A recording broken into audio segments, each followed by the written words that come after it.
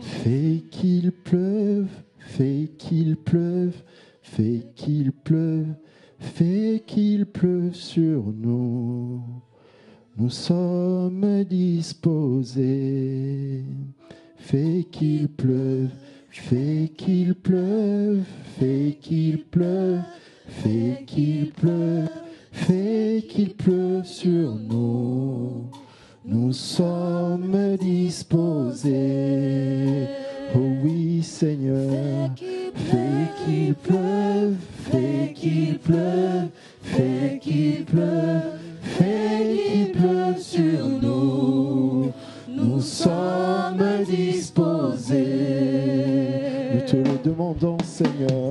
Fais qu'il pleuve, fais qu'il pleuve, fais qu'il pleuve, fais qu'il pleuve sur nous.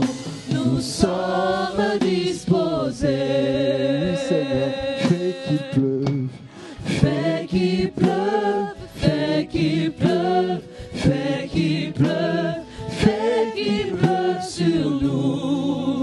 Nous avons besoin de ta pluie, Seigneur. Nous avons besoin de la pluie de ton esprit. Alors que nous voulons entrer dans ce moment de la communion profonde et parfaite avec toi par la parole, nous avons besoin de la pluie de ton esprit. Parce que c'est véritablement par le Saint-Esprit que nous trouvons la vie qu'il y a dans la parole. C'est véritablement par le Saint-Esprit que nos cœurs sont disposés à écouter et que nos bouches sont ouvertes pour parler. Alors Seigneur, ce matin encore, ne nous prive pas de ta pluie, mais déverse-la. Regarde ce peuple qui est venu. Regarde ce peuple qui a répondu à l'appel. Car nul ne vient au Fils, il a été attiré par le Père. À ton attraction, tout un peuple a répondu présent, Seigneur. Alors nous te supplions, donne sens à tout ceci, donne vie à tout ceci, donne force et puissance à tout ceci par l'effusion de ton esprit. Nous désirons le Saint-Esprit ce matin. Alors Père, c'est au nom de Jésus que nous venons te demander ce matin, fais pleuvoir de ta pluie. Fais pleuvoir de ta pluie. Fais pleuvoir de ta pluie, afin que les cœurs reçoivent ta parole, afin que ma bouche parle de ta part. Que ton Saint-Esprit inonde ce lieu. Que ton Saint-Esprit, Père, inonde ce lieu. Nous sommes disposés, nous sommes assoiffés, nous sommes désireux. Nous voulons le Saint-Esprit. Nous voulons la pluie du Saint-Esprit, parce que nous reconnaissons que sans lui, nous ne pouvons rien. Parce que nous reconnaissons que sans lui, nous ne sommes pas capables de comprendre la parole. Que sans le Saint-Esprit qui instruit nos cœurs, tout ceci ne sera qu'une accumulation d'informations. Mais Seigneur, ce n'est pas ta volonté. Parce que ta volonté, c'est que nous recevions la vie qu'il y a derrière ta parole, la force, la lumière qu'il y a derrière ta parole. Alors nous demandons de ta pluie. Nous demandons de ta pluie, Saint-Esprit de Dieu. C'est toi qui es demandé ce matin. C'est toi qui es demandé ce matin. En demandant la pluie, nous te demandons, toi, Saint-Esprit, viens prendre les rênes, viens prendre le contrôle. Nous t'ouvrons les portes de nos cœurs. Esprit de Dieu, merveilleux, magnifique, divin, glorieux Saint-Esprit, viens prendre le contrôle. Viens prendre le contrôle. C'est par toi que toutes pensées sont ramenées captives à l'obéissance de Christ. C'est par toi que les esprits sont concentrés à écouter et à comprendre la parole de Dieu. Oui, Saint-Esprit, ce n'est que par toi, que la parole qui sortira de l'instrument que tu t'es choisi aujourd'hui aura de la force, de la puissance et de la vie pour changer, transformer les cœurs et pour bénir. Oh Père, nous te supplions encore, nous te demandons, fais qu'il pleuve sur nous. Nous sommes disposés. Nous sommes disposés. Nous sommes disposés. Élève encore la voix, invite l'Esprit. Invite le Saint-Esprit. Invite le Saint-Esprit à remplir ce lieu. Esprit Saint de Dieu, viens prendre le contrôle de l'atmosphère. Viens prendre le contrôle de l'atmosphère, Saint-Esprit. Viens nous faire entrer dans une dimension où nous arrivons à rencontrer la parole, rencontrer le Christ. Saint-Esprit, viens faire de ce lieu une ambassade véritable, une passerelle entre la terre et le royaume des cieux. Saint-Esprit, ce matin, nous t'appelons, nous t'invitons à venir faire confondre les dimensions. Viens nous faire sortir de la dimension terrestre et nous faire entrer dans la dimension céleste où nous rencontrons le Christ au travers de sa parole. Esprit du Dieu vivant, Esprit Saint, viens, cher Saint-Esprit de Dieu, car tu es attendu, car tu es demandé, car tu es honoré. Saint-Esprit de Dieu, nous avons besoin de toi. Alors Père, nous te demandons, fais qu'il pleuve. Fais qu'il pleuve, fais qu'il pleuve, fais qu'il pleuve, fais qu'il pleuve sur nous. Nous sommes disposés. Oui, Père, fais qu'il pleuve. Fais qu'il pleuve, fais qu'il pleuve, fais qu'il pleuve, fais qu'il pleuve sur nous. Nous sommes disposés. Père, tu as dit dans ta parole que tu ne prives pas le Saint-Esprit à ceux qui te le demandent. Nous reconnaissons notre incapacité, notre faiblesse. Nous reconnaissons que nous ne pouvons rien. Nous ne sommes même pas aptes à comprendre les choses spirituelles par nous-mêmes. Nous ne sommes même pas aptes à comprendre. Mais le Seigneur Jésus nous a dit qu'il ne nous laisse pas orphelins, qu'il monte vers toi pour nous envoyer de ta part le Saint-Esprit que tu ne prives pas à ceux qui te le demandent. Alors voici, nous ce matin, Père, nous ne voulons rien faire sans ton Esprit. Nous ne pouvons même rien faire sans ton Esprit. Alors aie compassion de nous, aie compassion de nous, aie compassion de nous. Ne nous prive pas de ton Esprit. Père, nous savons que tu es fidèle. Père, nous savons que tu honores toujours ta parole. Père, nous savons que ce que tu dis, ce que tu annonces, tu es toujours derrière ta parole pour l'accomplir. Alors Père, donne le Saint-Esprit à nous qui te l'avons demandé. Donne le Saint-Esprit à nous qui te l'avons demandé. Donne le Saint-Esprit à nous qui te l'avons demandé. Qu'il y ait ce matin une effusion, la pluie de ton esprit. Que ton esprit dispose nos cœurs, de même que cette vendeuse de pourpre Lydie. La Bible nous dit que le Saint-Esprit lui ouvrit le cœur afin qu'elle soit attentive aux paroles de Paul. Nous comprenons, cher Saint-Esprit de Dieu, que c'est par ton action que nos cœurs sont disposés. Alors, Esprit Saint, viens accomplir au milieu de nous ton ministère. Viens inspirer. Les paroles qui sortiront de moi sont de toi. Toi, tu crois et moi, de ce fait, je disparais. Afin que ton peuple venu ici nombreux, non pas pour m'écouter, mais pour recevoir la vie qui vient de toi, ne rentre pas chez lui tel qu'il est arrivé, mais rentre rassasié, rechargé, fortifié et béni. Alors, Saint-Esprit, nous te laissons la place. Nous te laissons la place. Fais de ce culte un culte de vie, de grâce, de victoire. Nous sommes disposés. Nous sommes disposés. Fais qu'il pleuve sur nous. Nous sommes disposés. Une dernière fois, fais qu'il pleuve. Fais qu'il pleuve. Fais qu'il pleuve. Fais qu'il pleuve. Fais qu'il pleuve sur nous. Nous sommes disposés. Est-ce qu'on peut encore acclamer le merveilleux, le divin, le glorieux Saint-Esprit? Merci Père. Qu'à toi soit la gloire, qu'à toi soit l'honneur. Au nom de Jésus. Amen. Amen. Est-ce que nous sommes dans la joie d'être là ce matin? Amen. Alléluia, gloire à Dieu. Alors, je vous remercie.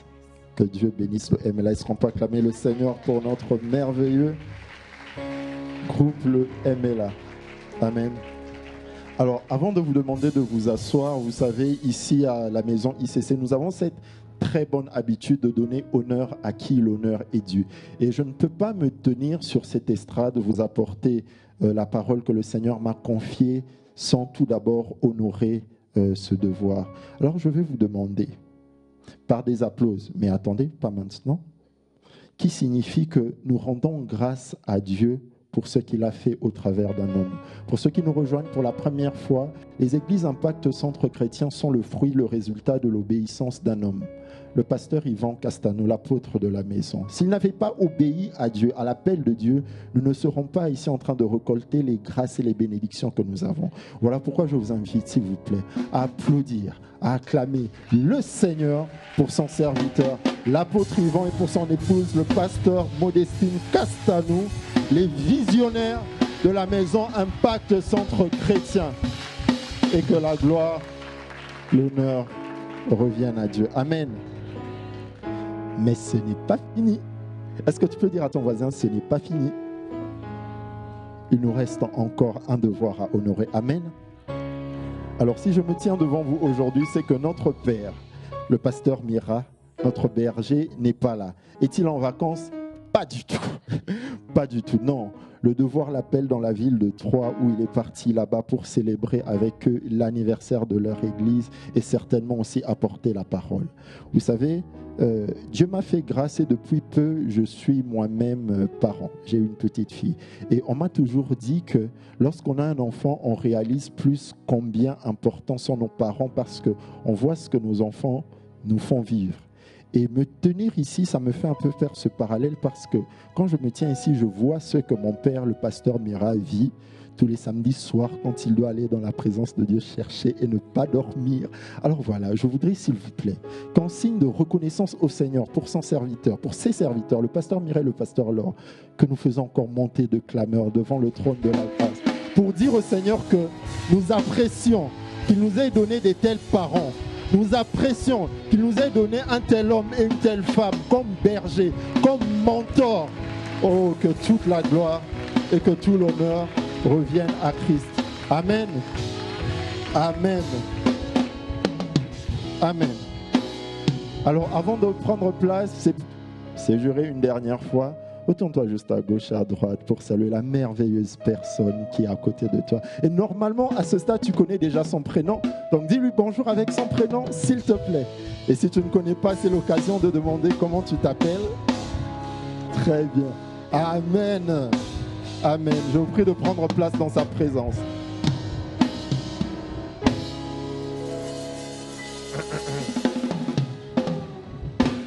Amen. Amen, amen. Est-ce qu'on m'entend? Un, deux, test. Je ne m'entends pas moi-même. Est-ce que vous m'entendez bien? Gloire à Dieu. Amen. Ah, gloire à Dieu. Merci. Merci la Sono.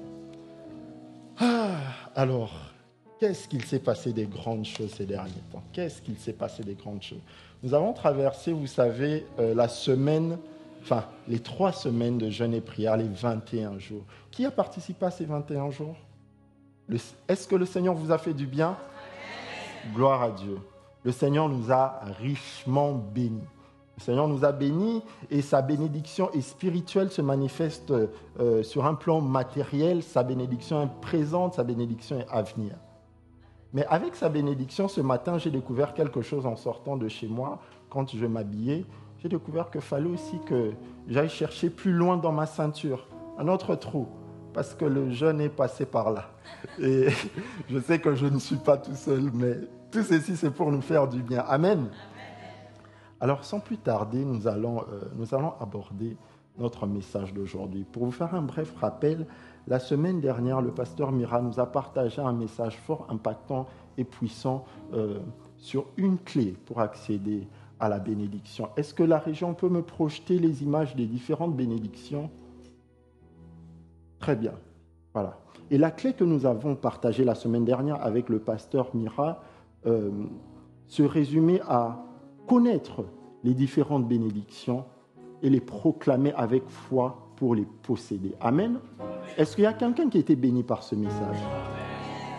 Gloire à Dieu. Et les autres, non? Très bien. Gloire à Dieu. Oui. Donc, comme vous pouvez le voir, ces bénédictions qu'on retrouve dans le livre de Nombres étaient classées en plusieurs catégories. On avait les bénédictions personnelles et familiales, les bénédictions de protection, les bénédictions territoriales, les bénédictions économiques ou encore des bénédictions d'appartenance. Il est important pour nous, les enfants de Dieu, à qui ces promesses, à qui ces bénédictions ont été adressées, que nous les connaissions et que nous les confessions. Il y a une force, il y a un pouvoir dans la déclaration. La vie et la mort, vous le savez, sont le pouvoir de la langue. Ce que vous dites, vous l'appelez à l'existence. Bien sûr, quand vous le dites avec foi. Et donc, il est important que nous, héritiers de cette alliance, nous à qui Dieu a dit toutes ces belles paroles, que nous nous les approprions et que nous les déclarons. Vous savez, la régie, on peut enlever, merci. Il faut que nous soyons à l'aise avec les prédications sur les bénédictions. Pourquoi ? Parce que lorsqu'on parle de bénédiction, on parle du cœur de Dieu, au fait. Ce n'est pas pour faire des prédications démagogiques où on fait l'éloge du peuple, peut-être pour l'inciter encore à donner plus. Non, ce n'est pas ça. C'est que lorsqu'on parle de bénédiction, on parle de ce que Dieu veut pour son peuple. Quand on lit la Bible, quand on regarde de la Genèse jusqu'à l'Apocalypse, Dieu ne cesse de bénir son peuple. Dès le commencement, Dieu crée le ciel et la terre. Dieu plante l'homme au milieu du jardin. Une fois que l'œuvre de la création est terminée, qu'est-ce que Dieu fait ? Dieu bénit l'homme.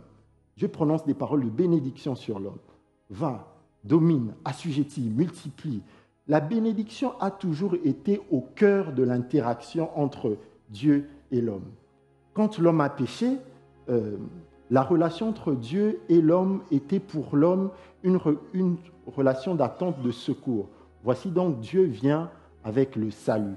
C'est une bénédiction. Lorsque nous sommes malades, notre relation avec Dieu attend de lui qu'il nous apporte la guérison. Voici donc Dieu vient nous guérir. C'est une bénédiction. Lorsque nous sommes dans le manque, notre relation avec Dieu s'attend à de la pourvoyance. J'ai découvert ce mot en préparant cette prédication. Pourvoyance, n'est-ce pas joli? Et ça encore, c'est une bénédiction. Donc oui, les bénédictions sont permanentes dans la pensée de Dieu et nous devons être à l'aise avec les prédications qui nous parlent de bénédiction parce que c'est véritablement ce que le Seigneur veut pour nous. Amen. Je fais donc ici un bref zoom sur le thème de nos 21 jours. Qui se souvient de ce que c'était? Petit indice, c'est dans le psaume 2, verset 8. Est-ce que quelqu'un peut le dire? Très haut. Très bien. Demande-moi et je te donnerai les nations, les extrémités de la terre en possession. Est-ce que vous ne voyez pas quelque chose d'étrange dans ce verset? Ce verset est une bénédiction. Nous avons passé 21 jours à venir réclamer à Dieu la bénédiction qu'il nous a promis. Oui. Lorsqu'on parle de Dieu, on parle de bénédiction. Lorsqu'on parle de ce que Dieu dit, de ce que Dieu veut, on parle forcément de bénédiction. Amen. Alors, c'est donc sans surprise, c'est donc sans surprise que pour changer, mon message d'aujourd'hui sera tourné, centré sur la... Vous êtes des prophètes. Amen. Alors, le titre de mon message d'aujourd'hui, c'est « Sauras-tu reconnaître la bénédiction quand elle tapera à ta porte ?» Amen. Oh, est-ce que tu peux acclamer le Seigneur? ICC Toulouse, le Seigneur s'adresse à toi. Sauras-tu reconnaître la bénédiction quand elle tapera à ta porte? Sauras-tu la reconnaître? Parce que, vois-tu, le Seigneur nous a fait rentrer dans un tunnel de 21 jours où il nous a préparés pour recevoir. Pour recevoir quoi? La bénédiction. Le Seigneur nous a équipés. Il nous a redimensionnés. Il nous a préparés. Il a rendu nos épaules larges. Parce que la bénédiction qu'il nous adresse ici, attention, elle n'est pas petite. C'est les nations et les extrémités de la terre. Moi, je crois que j'ai reçu ma part et par la grâce de Dieu, je crois que vous aussi. Mais alors voilà. Est-ce que quand cette bénédiction viendra, est-ce que quand cette bénédiction qui est déjà établie dans le monde spirituel pointera son nez pour se matérialiser, sauras-tu la reconnaître ou passeras-tu à côté? Eh bien, le Seigneur a une parole pour toi aujourd'hui pour être sûr et garanti que quand ce que tu as demandé pendant 21 jours, ce pourquoi tu as crié, ce pourquoi tu as pleuré, ce pourquoi tu n'as pas mangé, pendant 21 jours, viendra taper à ta porte, eh bien, tu ne croiras pas que c'est les gens des impôts qui viennent te déranger. Tu reconnaîtras que c'est ta bénédiction. Amen. Je vois que tout le monde aime les impôts. Gloire à Dieu. Alors voilà. Je ne serai pas long aujourd'hui.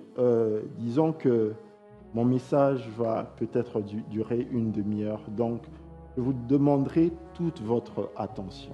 Je vous demanderai de prier dans vos cœurs que le Seigneur vous aide à ramener toutes vos pensées captives à l'obéissance de Christ et que le Saint-Esprit ouvre véritablement vos cœurs pour que vous ne repartiez pas d'ici avec une suite d'informations, mais avec la vie. Amen. Que toute la gloire et l'honneur soient rendus à Dieu.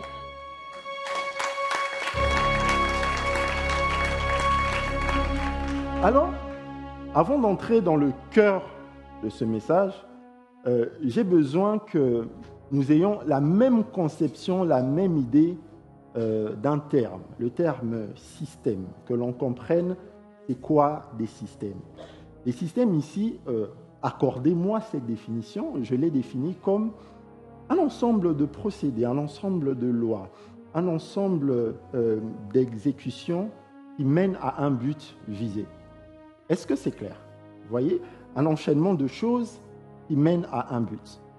Et Dieu, pour s'assurer que nous reconnaissions la bénédiction, met autour de nous plusieurs systèmes.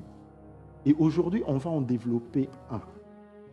Mais avant, je vais vous donner un exemple concret, parce que nous, les hommes aussi, on met en place des systèmes. On met en place des systèmes pour réguler nos finances, on met en place des systèmes pour réguler nos alimentations. Voilà. Donc, comme je vous le disais, depuis pas très longtemps, Dieu m'a fait grâce et je suis papa. Et je parlais il y a 2 semaines à un autre frère qui lui aussi est nouvellement papa et qui m'expliquait le système qu'il a mis en place pour endormir son bébé. S'il y a des jeunes papas, écoutez, il y aura des bons tips. Il me disait qu'à partir de 19h, il commence par baisser les volets, baisser l'intensité de la lumière, donner une douche à son bébé, lui faire un bibi, éteindre un bibi, c'est un biberon, éteindre la télé et emmener son enfant dans la chambre, lumière tamisée, berceau, de telle sorte que le cerveau du nourrisson comprenne très vite que quand on amorce ce processus, c'est pour que tu dors. Vous voyez, le système peut paraître ici complexe, mais c'est un système qui amène à un résultat qui est l'endormissement du bébé. Et ce jeune papa, bon, il se donne beaucoup de mal, mais il faut croire qu'il y arrive. Alors, parce qu'il faut toujours comparer les procédés, les méthodes, j'ai quand même demandé à un autre papa comment lui il faisait. Et lui, il m'a dit, écoute Prince, moi, le soir, avec le dernier biberon de mon enfant, je mets beaucoup de céréales, ce qui met KO l'enfant et l'enfant dort très bien. Les 2 systèmes visent un même but, mais sont différents. C'est des systèmes. On ne les juge pas. On ne juge pas les parents. Chaque système a son efficacité. Amen? Bien. Rassurez-vous. Lorsqu'il en va pour nous de reconnaître l'arrivée de la bénédiction qu'il nous envoie, Dieu aussi met en place un ensemble de choses, un ensemble de procédés pour qu'il soit lui sûr et que nous aussi nous soyons sûrs que nous saisissions ce que sa main nous donne. Amen. Alors aujourd'hui, nous allons voir un système que Dieu a mis en place pour que nous reconnaissions toujours la bénédiction qui tape à notre porte.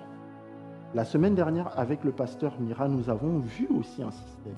C'était un système qui nous permettait de faire quoi? De capturer la bénédiction. Et ce système pouvait se décomposer en plusieurs phases que voici. On commence d'abord par appartenir à une alliance, la nouvelle alliance en Christ Jésus. Amen. Ensuite, on s'attelle à aller connaître les bénédictions, les promesses. Ensuite, on se ceint de foi, on se charge de foi. Et après, on déclare ces bénédictions. Vous voyez, c'est tout un système qui nous assure de posséder les bénédictions. Aujourd'hui, nous allons donc voir un système qui nous assure de ne pas rater la bénédiction. Parce que quand on la déclare, cette bénédiction, elle vient. Mais soyons honnêtes entre nous. Combien de fois nous avons déclaré? Combien de fois nous avons appliqué des choses? Dieu n'a-t-il pas répondu? Si. Mais il se peut que nous n'ayons pas reconnu la réponse de Dieu. Il se peut que nous ayons laissé passer la bénédiction que Dieu nous avait donnée. Alors sans plus tarder, entrons dans le cœur du message. Je vais vous emmener voyager en Samarie. Qui est déjà allé en Samarie? Ah, j'entends, ça n'existe plus. Bon.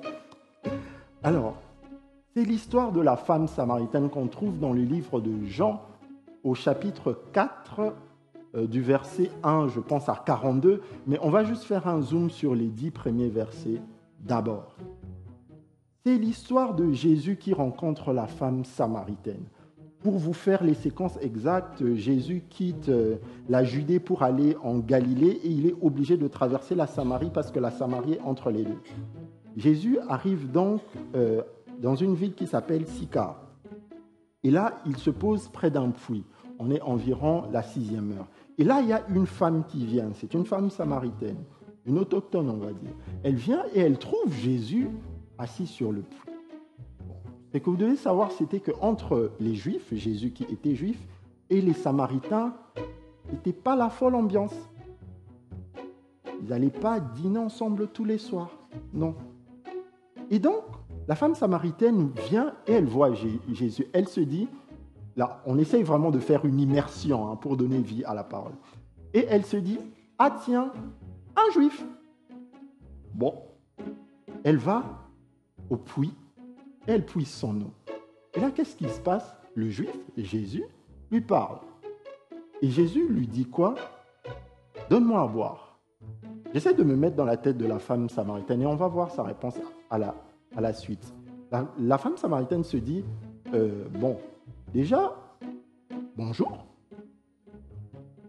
Les juifs et les samaritains, qu'est-ce qu'il y a à y voir?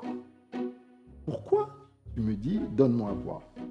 Et qu'est-ce que le verset dit précisément? La femme samaritaine lui dit, comment toi qui es juif me demandes-tu à boire, à moi qui suis une femme samaritaine?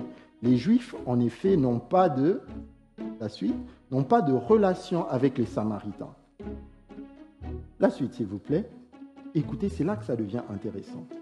Jésus lui répondit, si tu connaissais le don de Dieu, et qui est celui qui te dit, donne-moi à boire, tu lui aurais toi-même demandé à boire et il t'aurait donné de l'eau vive. On va s'arrêter là. Est-ce qu'on peut acclamer la parole de Dieu? Gloire à Dieu. Alors voici. Notre système commence avec la première phase. Notez pour ceux qui notent, retenez pour ceux qui retiennent, pour ceux qui ne font ni l'un ni l'autre, trouvez un calepin, adaptez-vous. Voici par où notre système de reconnaissance de la bénédiction commence. Quand vous regardez l'histoire, la femme samaritaine est venue trouver Jésus. Vous me suivez jusqu'ici? Notre système veut que nous reconnaissions permanemment que, et petit clin d'œil aux étudiants de 001, au commencement, Dieu.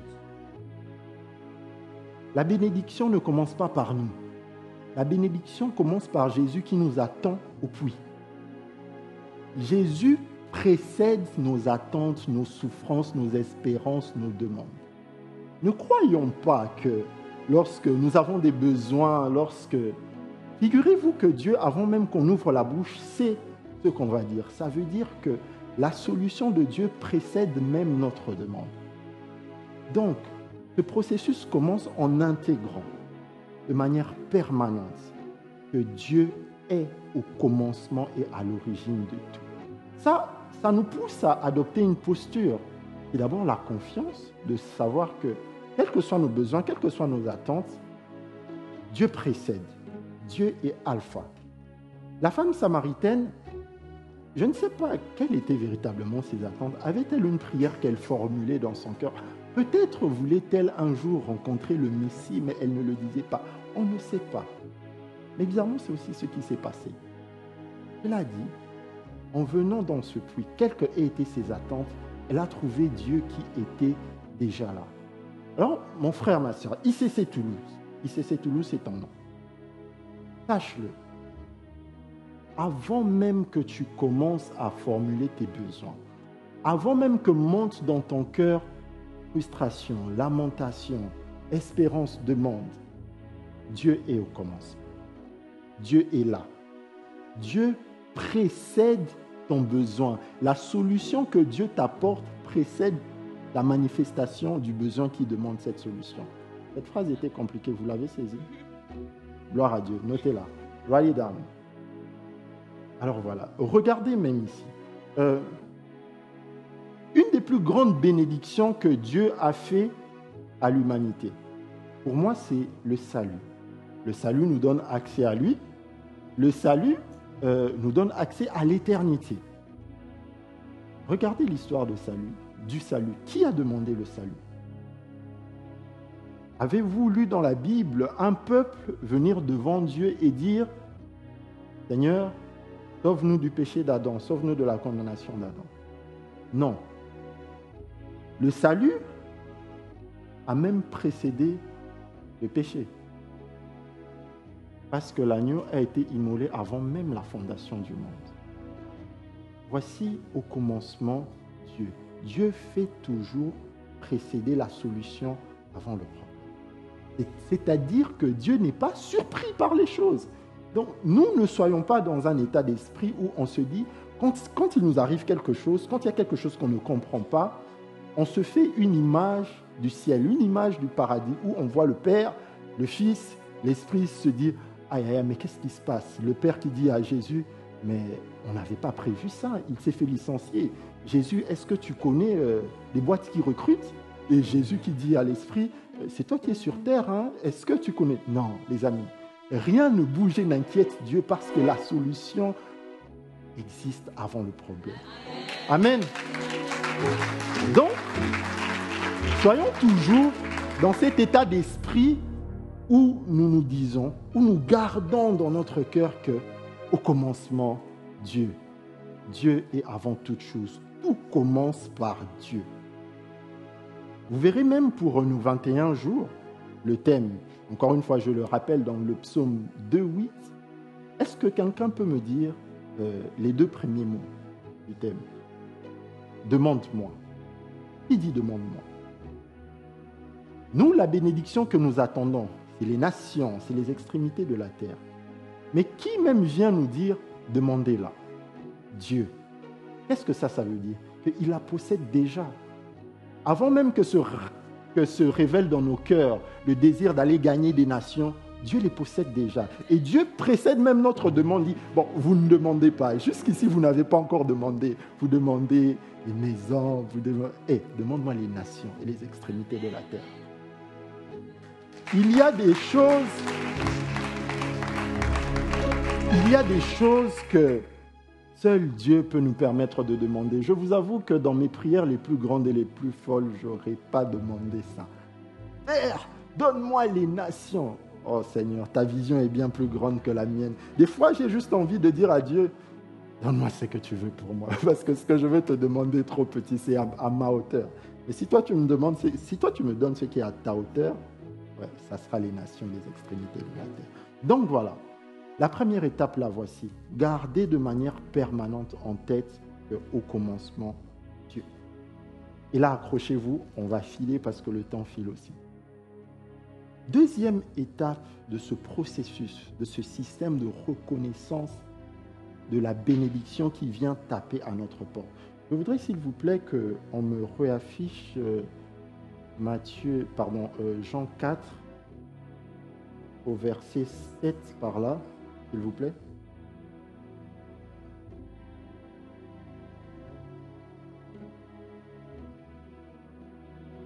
Oui, on avance. 8, 9,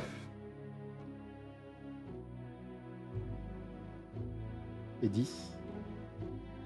Très bien, merci. Deuxième étape. Lisez bien ceci. Jésus lui répondit, « Si tu connaissais le don de Dieu. » Si tu connaissais le don de Dieu. J'aime bien la version parole vivante. Elle dit, « Si tu savais quel don Dieu veut te faire. » La deuxième étape, si tu connaissais le don de Dieu. Permettez-moi de tirer encore plus avant d'expliquer la deuxième étape. Jésus dit déjà de la femme, remarque que la femme samaritaine ici ne comprend pas, ne reconnaît pas que la bénédiction est venue à elle. Jésus dit à la femme samaritaine, si tu connaissais le don de Dieu, si tu savais quel don Dieu veut te faire. Clairement, autrement dit, Jésus lui dit, n'a pas reconnu le système. Je suis là, la bénédiction est là. Celui qui te dit, donne-moi à boire, c'est celui qui est ta bénédiction. Oui, il va te donner une bénédiction qui peut être matérielle, qui peut être spirituelle, mais c'est celui-là même qui est ta bénédiction. Mais tu n'as pas reconnu le don de Dieu. Très bien. Et la conversation continue et Jésus lui dit, donne-moi à boire. Voici donc la deuxième étape. La deuxième étape, je l'ai baptisée, donne-moi à boire. Il se peut que lorsque Dieu veut te bénir, Dieu te dise, donne-moi à boire. Mais sauras-tu reconnaître que parce que Dieu te demande, il y a là ta bénédiction? C'est un concept quelque peu étrange, je vous l'accorde. Dieu veut te bénir, donc te rajouter quelque chose. Et pour te donner quelque chose, Dieu te dit, donne-moi. Non, mathématiquement parlant, moi quand j'attends une bénédiction, c'est j'ai 10, après j'aurai 12. N'attends pas à en avoir 9. Ça, ce n'est pas une bénédiction. Là, tu me prends. Mais comprenez que dans la logique, folle de Dieu, qui est une véritable folie pour notre sagesse humaine, quand Dieu te dit, donne-moi, Dieu te dit, prends. Peut-il encore être éclairé pour le comprendre? Donc, sachons reconnaître le donne-moi de Dieu. Et au donne-moi de Dieu, si on veut la bénédiction, on ne peut répondre que par le prend de l'homme. Il y a une femme dans la Bible qui a très bien reconnu le donne-moi de Dieu. Cette femme s'appelait Marie, mère de Jésus. Vous connaissez l'histoire de Marie. Un ange lui apparaît, un ange lui dit qu'une grande grâce lui a été faite et elle va porter le Messie. Oh, c'est très beau, tu seras la mère de Jésus, un saint enfant va naître de toi, c'est très bien. Mais vous savez, il y a les notes de bas de page de contrat. Vous savez, les notes là qu'on ne lit jamais. Et ce que l'ange avait écrit tout en bas, c'était que tu es une fiancée vierge, mais tu seras enceinte. Donne à Dieu ta matrice. Donne-moi. Il y a un deuxième donne-moi qui est terrible. Donne ton mariage, parce que probablement ton mari va te répudier. L'ange n'a jamais dit à Marie, tu ne vas pas perdre ton mariage. Il n'a rien mentionné. Il a juste dit, une grande grâce t'a été faite. Marie, tu es bénie. Et la réponse de Marie, c'est, j'ai trouvé grâce aux yeux de Dieu. Voilà une qui, contrairement à la femme samaritaine, a reconnu que dans le donne-moi de Dieu, donne-moi ta matrice, donne-moi ton mariage, il y avait une grande grâce, une bénédiction. Donc, nous faisons très attention. Faisons très attention à ce que lorsque le Seigneur nous dit « Donne-moi », que notre réponse soit toujours « J'ai trouvé grâce à tes yeux ». Oui, Seigneur, prends. Amen. Est-ce qu'on peut acclamer le Seigneur?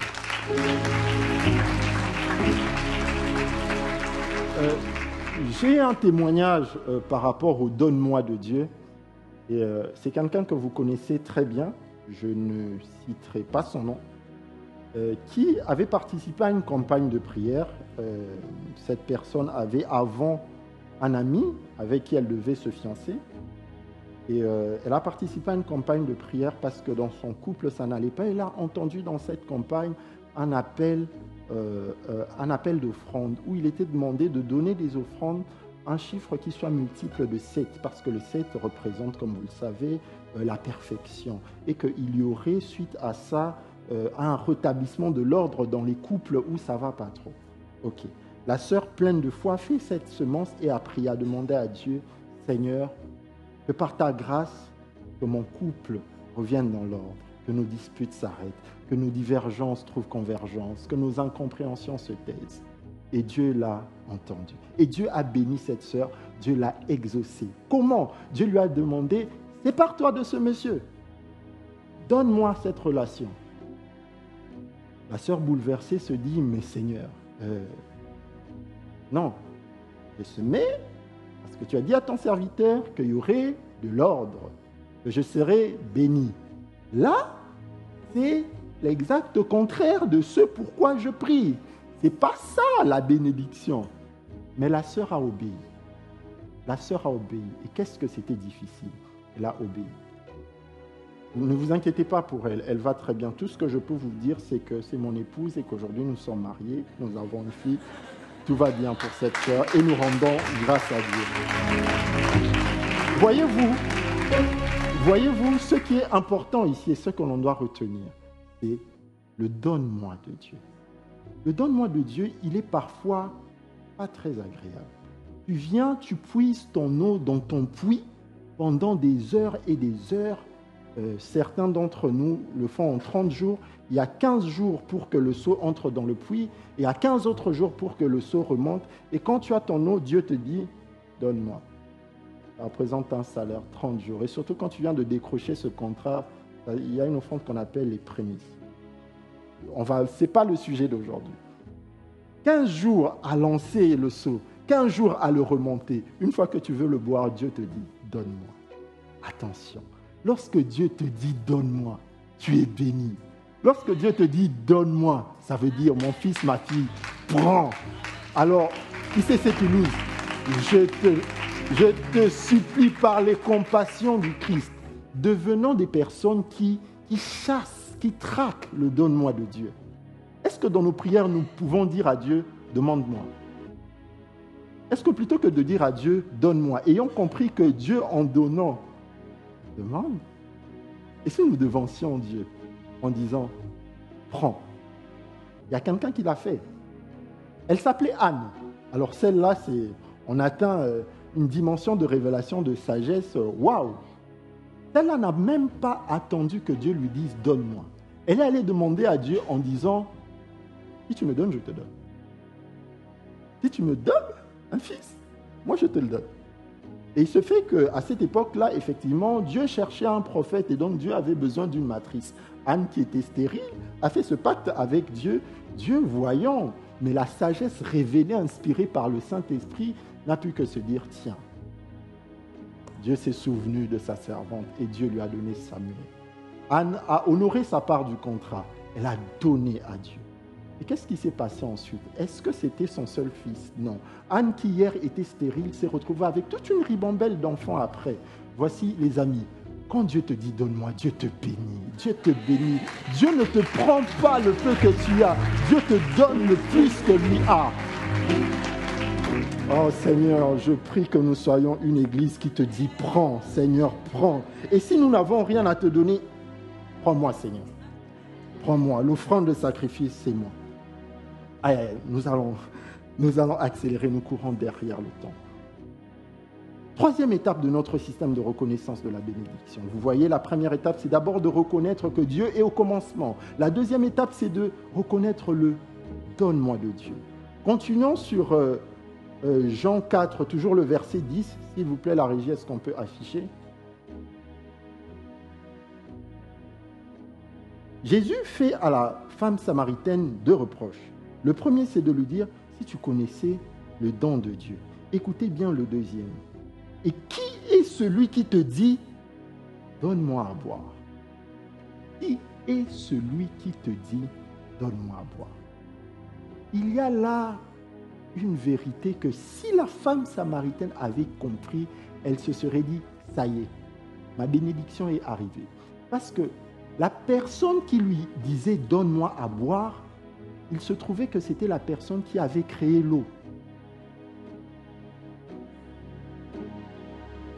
Non seulement cette personne avait créé l'eau, mais la Bible dit de lui que tout a été fait par elle et pour elle. En l'occurrence pour lui. Non seulement il est le créateur de l'eau, mais l'eau lui appartient. Il te dit, donne-moi quelque chose qui m'appartient. Il y a là un principe. Si nous savons reconnaître qui est Dieu, la précédente règle, la précédente étape devient même facile. Parce que lorsque Dieu te dit, donne-moi, toi tu reconnais qui est celui qui te fait la demande. Lorsque, je suis sûr que c'est un cas que plusieurs partagent ici, parfois nous dormons et nous avons dormi tard pour des raisons aussi légitimes les unes que les autres. Parfois nous dormons, nous avons dormi à minuit et nous devons nous réveiller à 5 heures parce que nous devons aller travailler. Et à 3 heures du matin, Dieu vient te dire, donne-moi 2 heures, viens prier. Vous vous réveillez à 3 heures et vous avez dans votre cœur l'appel de la prière. Est-ce que ça arrive à quelqu'un? C'est déjà arrivé à quelqu'un. Très bien, amen. Je ne me sens pas seul. Et quand vous réalisez que je n'ai que 5 heures à dormir, c'est là que monte en vous une espèce de sagesse qui n'est jamais montée jusque-là. Vous réalisez qu'il y a la loi du repos et qu'il faut que le corps humain dort 8 heures. Mais vous avez déjà 5 heures. Ça ne peut pas être la voix de Dieu qui vous dit « dors 3 heures, donne-moi 2 heures ». Ça, c'est Satan, ce n'est pas Dieu. Et vous répondez à la voix de Dieu « arrière de moi ». Vous n'avez pas reconnu qui vous dit « donne-moi ». Si nous reconnaissons que celui qui nous dit « donne-moi » est celui-là même qui est notre repos, ça change la donne. Nous ne luttons plus pour donner, nous ne luttons plus pour quoi que ce soit. Nous reconnaissons en la personne de Dieu celui qui possède toute capacité. Jésus s'étonne, il se dit, mais si tu connaissais qui est celui qui te dit « donne-moi à boire ». Bien sûr, Jésus savait qui il était. Il était celui qui a créé toutes choses et celui à qui appartient toutes choses. Donc, il nous faut, pour reconnaître que la bénédiction tape à notre porte, garder en permanence en nous l'idée de qui est Dieu. Ça nous met dans une certaine forme d'assurance. C'est que nous savons que Dieu est fidèle, n'est-ce pas? Et donc, si la prophétie tarde, dans sa fidélité, il nous dit quoi? Attends-la. Et donc, si notre bénédiction, entre guillemets, tarde, le fait de savoir qui est Dieu nous met dans une forme de repos en se disant, tout va bien se passer. C'est quand même de Dieu qu'on parle là. Ce n'est pas d'un papa qui n'a qu'au mieux 120 ans d'années à vivre. Non, on parle de celui qui a un concept que nos intelligences ne peuvent même pas comprendre, qui n'a pas de commencement. Juste parenthèse, j'arrive encore à m'imaginer quelque chose qui n'a pas de fin. Ça dure, ça dure, ça dure, ça dure. Mais quelque chose qui n'a pas de commencement, vous voyez comment ça fait mal à la tête? Eh bien, notre Dieu est dans cette dimension-là. Alors, quand tu as la conscience de qui est celui qui te promet, de qui est celui qui te promet toutes ces bénédictions, de qui est celui qui te dit d'attendre, il y a en toi une certaine forme de sérénité qui fait que tu es toujours alerte parce que tu n'es pas découragé. Tu sais que sa fidélité va te donner. Et donc, tu ne délaisses pas ta porte pour aller ailleurs en te disant cette bénédiction ne viendra pas. Non. On est au poste et on est aux aguets. On attend la bénédiction parce que certainement, elle s'accomplira. Donc, troisième point. Si tu veux acclamer, acclame. Amen. Donc, troisième point, s'il vous plaît, c'est de garder permanemment dans sa conscience qui est Dieu. On parle ici de ses attributs, de ses capacités. On parle ici de sa fidélité. Parce que je sais que Dieu est fidèle et qu'il accomplit toujours ses promesses, je ne quitte pas ma porte. Quand la bénédiction viendra frapper à ma porte, elle ne me trouvera pas dans la chambre en train de dormir. Bonjour la bénédiction, je t'attendais. Oh, comment tu m'attendais? Oui, parce que je sais que Dieu est fidèle. J'aurais fini par venir. Amen. Et dernier point, et on va chuter par là. Dans ce même verset 10, le Seigneur nous révèle un dernier principe. S'il vous plaît, la régie, est-ce qu'on peut afficher? Jean 4, au verset 10. Non, ça c'est Jean 1, 3.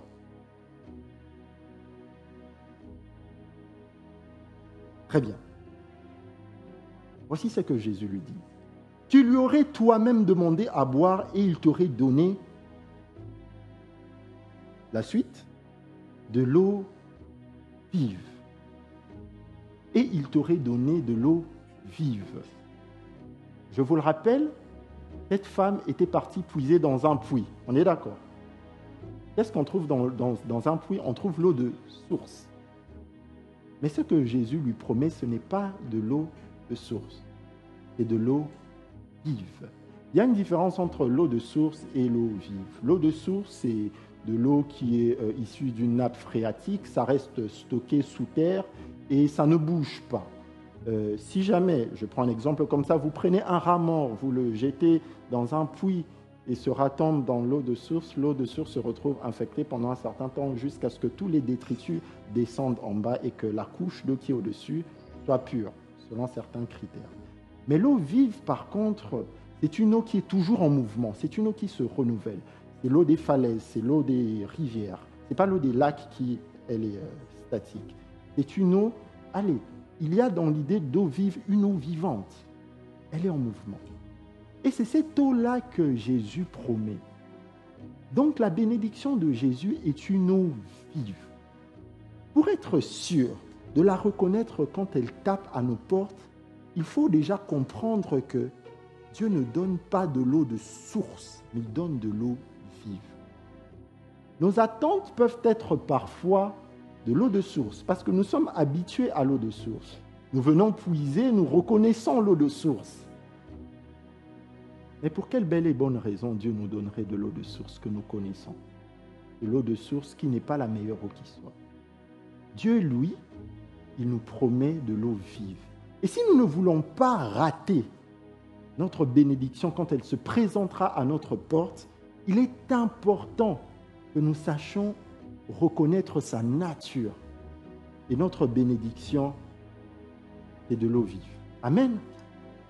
Alors la question que vous me demanderez, mais c'est comment reconnaître que c'est de l'eau vive? Plus de discernement de ta voix, de ta volonté, Seigneur, plus de toi. Plus de toi, Seigneur, plus de toi, plus de ta ressemblance, plus de toi, plus de discernement de ta voix, de ta volonté, Seigneur, plus de toi. Le discernement. Le discernement. Parce que Dieu ne vous donnera pas de l'eau de source. Vous savez, j'ai tendance à croire que c'est même pour ça qu'il vous demande l'eau de source, pour vous en débarrasser. Parce que ce que lui a pour vous, c'est de l'eau vive. Mais si nous restions dans une dimension d'homme, où ce que nous attendons de Dieu, c'est de nous donner que ce que nous pensons, je vous rappelle que Paul, il dit dans une de ses prières, quand il rend grâce à Dieu, il dit à celui qui, par la puissance qui agit en nous, peut faire infiniment au-delà de tout ce que nous pouvons penser, je paraphrase, et imaginer. Attendez, Dieu peut faire infiniment au-delà de tout ce que nous pouvons penser. Lorsque, effectivement, tu es habitué à aller puiser dans de l'eau de source, tu connais ton eau de source. Ça fait des années et des années que tu passes du temps dans ce puits. L'eau de source, c'est une sécurité, c'est quelque chose de connu. Mais il se peut que, quand tu demandes, quand Dieu t'envoie la bénédiction, que tu passes à côté, parce que tu n'as pas reconnu l'eau vive. Ici, c'est Toulouse. Je prie que le Seigneur nous remplisse de discernement, afin que nous sachions toujours reconnaître l'eau vive qu'il nous donne. Et vous savez, parfois, l'eau vive est très surprenante. Je connais l'histoire d'un homme, je vais volontairement taire son prénom, parce que c'est un personnage très célèbre. Il a demandé à Dieu une expansion financière, et cet homme était salarié. Et on peut considérer son salaire comme de l'eau de source. Et lui, ce qu'il avait dans sa tête, c'est que Dieu lui donne un meilleur poste, une augmentation. Nous tous, nous avons fait cette prière. Nous qui sommes salariés. Et le Seigneur a entendu sa prière. Et Dieu, dans sa divine bonté, l'a exaucé. Sauf que Dieu ne sait pas donner de l'eau de source. Dieu lui a donné de l'eau vive. Et voici comment l'eau vive s'est présentée. Ce monsieur a été licencié. Vous voyez, là, quand on ne reconnaît pas que l'eau vive arrive, on peut se mettre à bouder Dieu. Et vraiment, mais si c'est ça, ça ne sert à rien de prier. Autant mieux se taire, rester à mon eau de source. Au moins, je sais que je viens dans mon puits, je bois. Même s'il y a un rat mort en bas, ce n'est pas grave. On va filtrer. Mais qu'est-ce qui est arrivé à ce monsieur? Il a perdu son boulot. Révolté, il s'est enfermé, il a cherché Dieu, il a eu une idée. Et derrière, à la suite, il a créé une maison d'édition. Bon, quelques de ses livres sont publiés à la librairie là-bas. Donc voilà, le Seigneur lui a donné de l'eau vive en faisant de lui quelqu'un qui n'était pas employé, mais quelqu'un qui était déployé pour devenir employeur à son tour. Mais seulement quand cette eau vive-là est arrivée, ça n'avait pas la tête de l'eau de source. Et si nous sommes figés dans notre esprit à attendre que la bénédiction qui doit venir ressemble à de l'eau de source, nous allons passer à côté de l'eau vive. Voilà pourquoi nous devons permanemment demander à Dieu le discernement. Amen. Alors, nous sommes arrivés au terme de ce message. Et pour conclure, bien-aimés, je voudrais juste ici nous exhorter à être attentifs. Être attentif et à reconnaître quel est le don de Dieu. Quel est ce mécanisme, quel est ce processus que Dieu met en place pour nous bénir. Parce que soyons sûrs d'une chose, la bénédiction est là, elle arrive. Celui qui nous a engagés pendant 21 jours à nous priver d'aliments, à nous priver de certains plaisirs, nous prépare à une grande bénédiction. Mais saurons-nous la reconnaître? Saurons-nous reconnaître quel est le don de Dieu? Saurons-nous reconnaître qui est celui qui nous dit « Donne-moi à boire ». Saurons-nous reconnaître qui est celui qui te dit « Sépare-toi de ça » et saurons-nous lui obéir? Est-ce que nous allons comprendre que lorsque Dieu nous dit « Enlève ça » ou que nous perdons même une certaine position, Dieu est là en train de nous bénir. C'est ça la bénédiction pour laquelle nous avons prié. Saurons-nous le reconnaître? Je le crois, que par le discernement, nous le pourrons. Saurons-nous reconnaître l'eau vive? Alors, juste pour faire un dernier zoom sur notre sœur, la Samaritaine, la femme samaritaine, nous la remercions, elle nous a bien aidés pendant ce partage. Est-ce qu'on peut voir si la femme samaritaine a finalement bu de cette eau vive, si elle a finalement compris ce que c'était? Est-ce qu'on peut me projeter Jean 4 au verset 28, s'il vous plaît?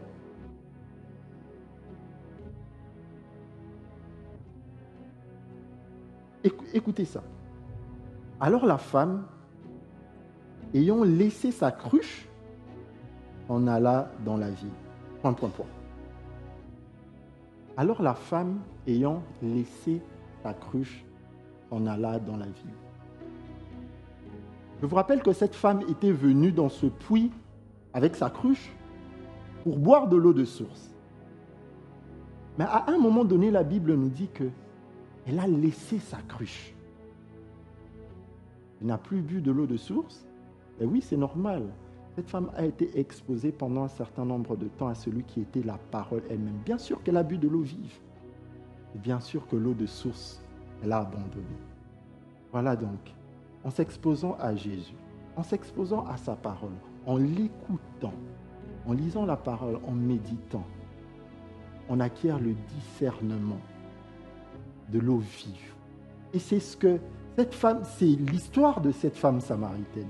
Elle a échangé avec Jésus.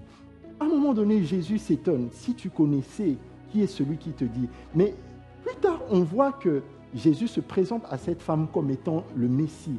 Et oui, cette femme reconnaît que Jésus est le Christ, que Jésus est le Messie. Et à la fin, elle abandonne sa cruche. Pourtant, elle était venue puiser. pour rejoindre son 5e mari qui n'en était pas un, pensant à ses 4 précédents. Une histoire compliquée. Mais elle a rencontré l'eau vive. Et cette femme a bu de cette eau vive. Et cette femme est devenue une source parce qu'après, c'est toute sa ville qui a été gagnée au travers elle. Alors si tu comprends,